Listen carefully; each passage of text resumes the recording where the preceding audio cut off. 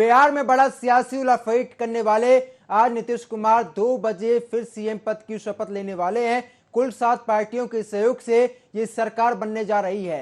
नीतीश कुमार 8वीं बार सीएम पद की शपथ लेने वाले हैं। उनके साथ तेजस्वी यादव भी शपथ लेने वाले हैं और तेजस्वी यादव भी शपथ लेंगे, यानी कि कहा यह जा रहा है कि 35 मंत्रियों का एक मजबूत मंत्रिमंडल देखने को मिल सकता है। इसमें दोनों जेडीयू और आरजेडी के खाते में 14 मंत्रालय जा सकते हैं, वहीं कांग्रेस को 3 और लेफ्ट को 2 मंत्रालय दिए जा सकते हैं।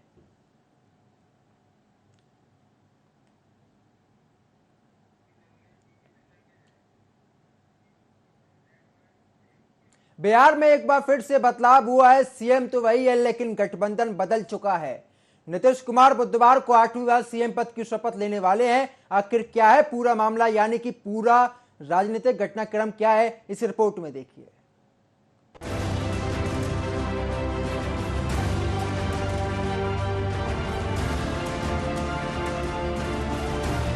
साल 2017 में 24 घंटे के भीतर सियासी समीकरण बदल गया था। 2015 में नीतीश कुमार आरजेडी महागठबंधन के साथ मिलकर चुनाव लड़े थे, लेकिन 2 साल भी नहीं बीते तेजस्वी यादव पर भ्रष्टाचार का आरोप लगा और नीतीश बीजेपी के पाले में चले गए। अब एक बार फिर बिहार में वही कहानी दोहराई गई है, लेकिन इस बार नीतीश बीजेपी गठबंधन छोड़कर आरजेडी के पाले में चले गए हैं। उन्होंने बीजेपी पर कई आरोप लगाए हैं। उन्होंने कहा कि बीजेपी ने हमें कमजोर करने की कोशिश की है और हमेशा अपमानित किया। इसके बाद नीतीश कुमार ने सीएम पद से इस्तीफा दे दिया, फिर राबड़ी देवी से मिले, साथ तेजस्वी यादव के साथ मीटिंग भी हुई। इसके बाद नीतीश महागठबंधन के नेता चुन लिए गए। नीतीश के सीएम और तेजस्वी के डिप्टी सीएम बनने पर बात हुई। नीतीश ने बीजेपी पर अपमानित होने का आरोप लगाते हुए कहा कि जदयू नेताओं की इच्छा के चलते गठबंधन तोड़ना पड़ा। जानते जो परिस्थिति बन रही थी उसको लेकर के अच्छा नहीं लगा और जिस तरह से बात हम लोग इतना मेहनत कर रहे हैं और कई तरह की बातें की जा रही थी वो हमको अच्छा नहीं लग रहा था। हम तो तैयार कहाँ, जब हमको इतना कम सीट हो गया और हम तो नहीं तैयार थे। हम तैयार उन लोगों के बार बार आग्रह पर हम हो गए, लेकिन उसके बाद भी जिस तरह का जो अनुभव हो गया और अपने हम तो चुपचाप थे। अब पार्टी के सब लोग धीरे धीरे कहने लगे और कह दिए, तब सब लोगों से बातचीत हो गई और हो गया कि भाई आपने कहा था कि भ्रष्टाचार से और कम्युनिज्म से समझौता नहीं करेंगे। सवाल ही नहीं पैदा होता है, शुरू से कभी नहीं होने दिए हम लोग और समाज में प्रेम और भाईचारे का भाव रखना चाहिए और किसी तरह के भ्रष्टाचार को हम लोग स्वीकार करते हैं, हर तरह से काम करते हैं। वो सब लोग मिल के अब हम लोग करते ही रहेंगे, कोई चिंता मत करिए। पूरे नॉर्दर्न इंडिया में अगर आप देखें, हिंदी पट्टी में देखें तो भाजपा का अब कोई अलायंस पार्टनर नहीं रहा। एक भी अलायंस पार्टनर भाजपा का नहीं है और ये तो इतिहास बताता है कि भाजपा जहां रहती है, जिसके साथ रहती है, उसको खत्म करने में लगी रहती है। आप पंजाब देख लीजिए, आप महाराष्ट्र देख लीजिए, और जो बिहार में हो रहा था वो किसी से छुपा है क्या?